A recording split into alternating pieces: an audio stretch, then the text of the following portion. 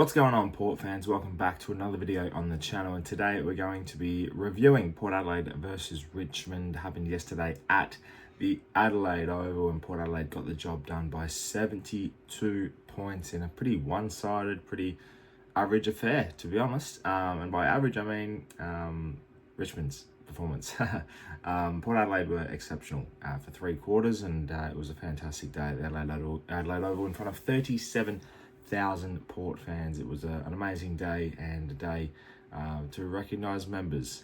Port Adelaide doing member recognition round, and also to recognise the all-time record of Port Adelaide's Travis Boaky, breaking the all-time record, a 393rd game of footy for Port Adelaide. It was an outstanding performance by all, and one that I think we can all go away with thinking, well, at least we got the job done, and now we move into the real stuff and get into ticking more of the boxes. But it was an exceptional performance, one I'm really excited to dive in. So let's get straight into it, and let's review round 2. So after last week's horrible performance against Collingwood, Port Adelaide turned up today. They turned up yesterday at the Adelaide Oval in front of the amazing Port Adelaide crowd. Never Tear Us Apart was back, Not Giving In was back, and it was an exceptional performance led by Connor Rosie, who had 39 disposals and 2 goals. There was a lot of different and unique changes yesterday, and it started with, obviously, Luke Koshas had to go. He was out, subbed out within the first quarter.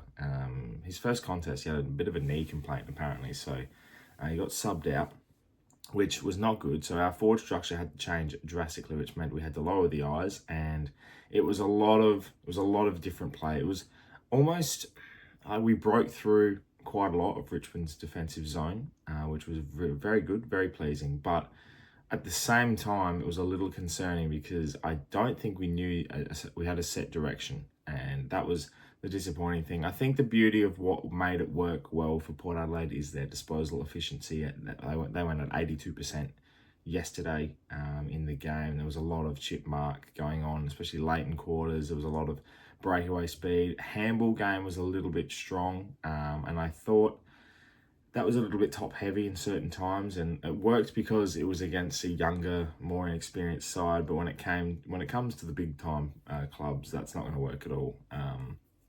But in saying that, our pressure was really good. I thought our forward craft movement was elite, and definitely helped out the likes of Georgiadis and Rioli.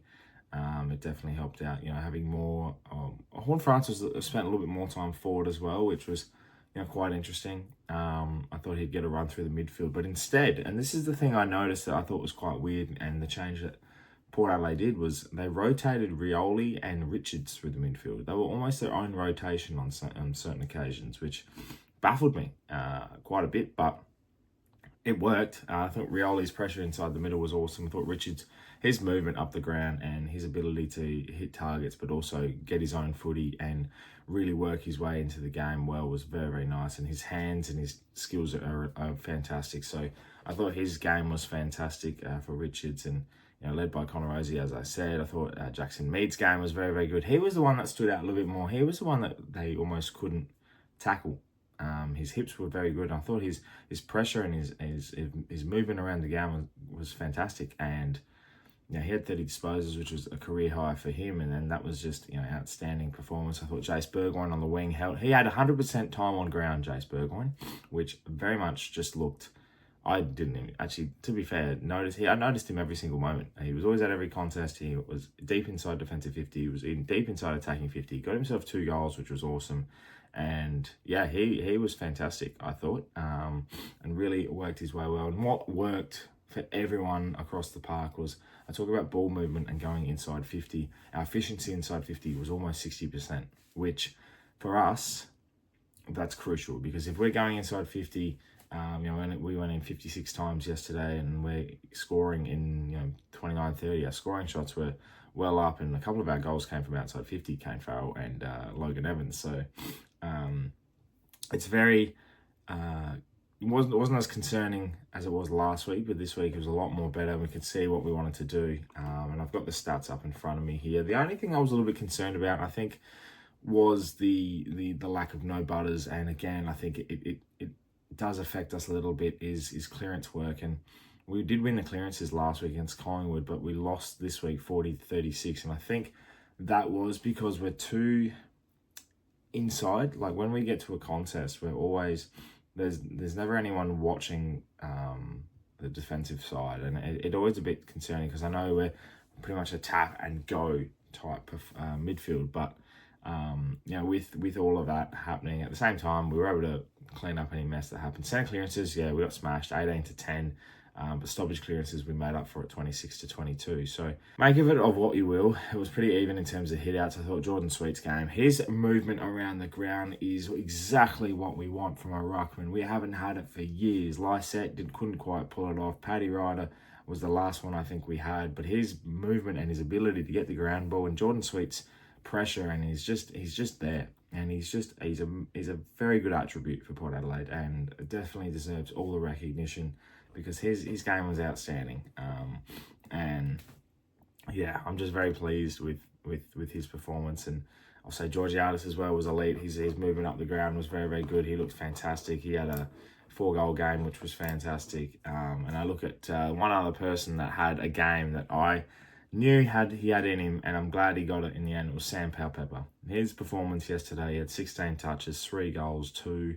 He was marking inside 50. He was pressuring. He was tackling. He was doing Sam Powell-Pepper things, and it was just an absolute.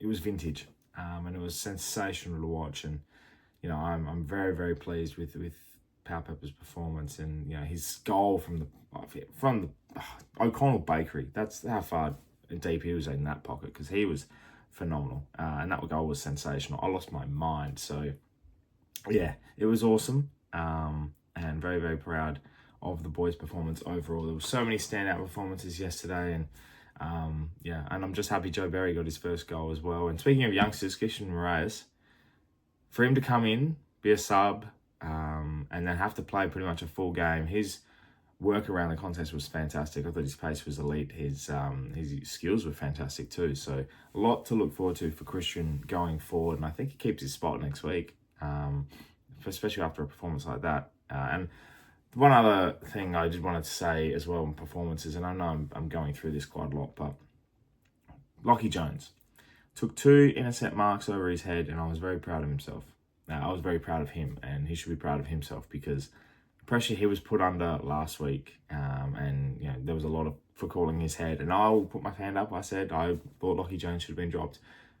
His performance on the weekend was fantastic and arguably one of his best. So wanted to say massive congratulations to him because he was a standout in a backline that was iffy, to say the least. Our backline yesterday was questionable. I did think we were very sloppy down there, and I thought throughout the whole day, from our forward half onwards, we were fantastic. I thought our midfield worked well, our ball movement was great, and I thought our efficiency inside 50 was fantastic, as I touched up on. But our defensive unit, Bergman, Farrell, Aaliyah, Jones, you know, these players were making little errors and stupid mistakes, and that's what caught my eye a little bit. And there was missed handballs, there was over the top handballs. It was just, yeah, it was like they were being too cute, and it's almost like they were toying with Richmond, and Richmond's outfit took advantage of every mistake we made. Like, they were fantastic, and Blight, his game, I thought in the second half was really, really good. And you know, I think whilst their midfield and their forwards didn't get a lot of the footy, they were potent, and you know, they made the most of the opportunities they had when they got given to them, because basically they were either given it by the umpire or they're given it by Port Adelaide defenders, and everything else they worked around slowly. So it was a little bit disappointing on that front, but other than that, it's the only real thing I think that needs to be tweaked, other than you know, finishing out games. We looked very cooked by the end of the game, and with the 5-day turnaround coming up against Essendon next week on Thursday night, I hope a lot of recovery has been done and a lot of hydration has been done, because yeah, we need to regroup and get Essendon as well, because this Richmond win might be fantastic for the bounce back and for the stories and feel good and doing it for Trav, but at the end of the day, this is now the first stepping stone of many going forward to improve and put ourselves back up into the contenders category. Well, Port fans, let me know in the comments below your thoughts about the game. Give us your review and your standout MVP. Obviously, Pairs on a Pod will be out on Monday to showcase more and do a bit more of a deep dive into this performance. But this was my first thoughts on a review, and yeah, just let me know in the comments below. The thousands of things we could talk about as well, you know, from the game. And If there's anything I missed, just let me know. But otherwise, thank you so much for watching. Subscribe to the channel if you're new for plenty more Port Adelaide and AFL content to come your way.